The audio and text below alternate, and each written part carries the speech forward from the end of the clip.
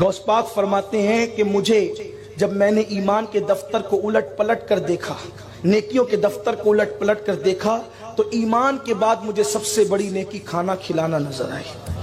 میں اللہ سے دعا کرتا ہوں اللہ مجھے کائنات کی دولت دے تو میں اللہ کی ہر مخلوق کو کھلاؤں، اس لیے کہ کھلانا بڑی نیکی ہے، کیونکہ جو ایک لقمہ کسی بھوکے کو کھلائے، مسلمان کو صرف نہیں بھوکے کو، اس کے اور جہنم کے درمیان 7 پردے گرائے جاتے ہیں۔ ایک پردے سے دوسرے پردے کا فاصلہ 1000 سال کا ہوتا ہے، یعنی ایک لقمے پر اتنا جہنم سے دور کر دیا جاتا ہے 7000 سال کے فاصلے پر۔ پیٹ بھر کے کھلانے پر کیا ہوگا؟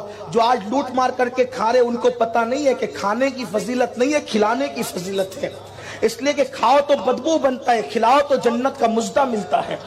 اس لیے اللہ والوں کو کھانے کی فکر کم ہوتی تھی، کھلانے کی فکر زیادہ ہوتی تھی۔ اسی لیے آپ دیکھیں جس ولی کے آستانے پہ جائے آپ کو لنگر ہی ملے گا، کھلانے کا معاملہ ملے گا۔ غوث پاک کے یہاں لنگر، غریب نواز کے یہاں لنگر، صابر پاک کے یہاں لنگر۔ اور میرے صابر نے تو یہ شان کی 12 سال بھوکے رہ کر دوسروں کو کھلایا۔ اللہ اکبر! رہ کے فاقے میں غریبوں کو کھلانے والے ایسے ہوتے ہیں محمد کے گھرانے والے۔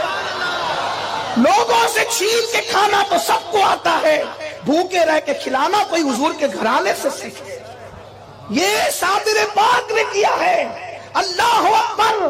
تو غوث پاک یہاں کھانے کی بڑی فراوانی تھی، بہت فراوانی تھی۔ لنگر تقسیم ہوتے تھے، لوگ کھاتے ہی رہتے تھے، اور لنگر میں بھی چھوٹی موٹی چیز نہیں پکتی تھی۔ یہاں بھی ایک بات تھوڑی کہنا چاہتا ہوں، برا نہیں مانے تو۔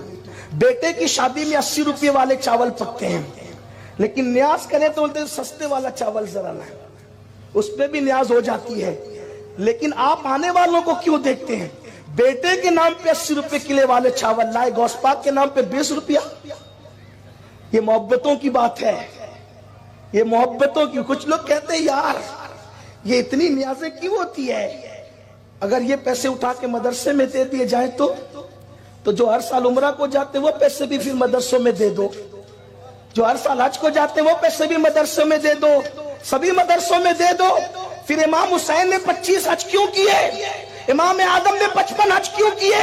بات یہ ہے ساری چیزوں کی اپنی اپنی ایک شان ہے۔ کھلانے کے وقت کھلایا جائے گا، لٹانے کے وقت لٹایا جائے گا، عمرہ کے وقت عمرہ کیے جائیں گے، مدرسے میں دینے کے وقت مدرسے میں دیا جائے گا۔ ہم مدرسوں کے مخالف نہیں ہیں، ہم لوگ خود مدرسے چلاتے ہیں الحمدللہ۔ جو ہے سب نیکی کی خوشبو الگ ہے۔ اس لیے اگر آپ کو نیاز کرنے میں تکلیف ہے اور جب آ جاتے ہیں تو چھپتے چھپاتے برابر آ کے کھاتے ہیں، نہیں وہ تو آ گئے تھے ایسے، جب آپ کھاتے نہیں ہیں تو پھر آتے کیوں ہیں؟ اور کچھ لوگ اتنے کٹر ہے، کہتے ہیں نہیں ہم تو فاتحہ کا نہیں کھاتے۔ ہم کہتے ہیں ہاں ضرور نہیں کھاتے ہو، اور نہ کھاؤ گے فاتحہ کا، کہ نہیں وہ دیگ والا کھاتے فاتحہ والا نہیں کھاتے۔ کیوں نہیں کھاتے؟ اللہ کے رسول نے فرمایا جس کھانے پہ بسم اللہ پڑھا جاتا ہے وہ شیطان پہ حرام ہو جاتا ہے۔ ارے ایک بسم اللہ پڑھی تو شیطان نہیں کھا سکتا، چاروں کل پڑھی۔ آگے نہیں کہوں گا اس لیے کہ آج کل کے حالات کا بھی خیال کرنا ہوتا ہے۔ میری سنی قوم بہت سمجھدار ہے، ہم فاتحہ کا نہیں کھاتے، ہاں انتر منتر نہیں پڑھے جاتے، اللہ کا قرآن پڑھا جاتا ہے، اور جس کھانے پہ قرآن پڑھا جائے وہ شیطان پہ حرام ہو جاتا ہے۔ اب جو بیچارے نہیں کھاتے ہمیں الزام نہ دے، وہ خود سوچے میری برادری کون سی ہے۔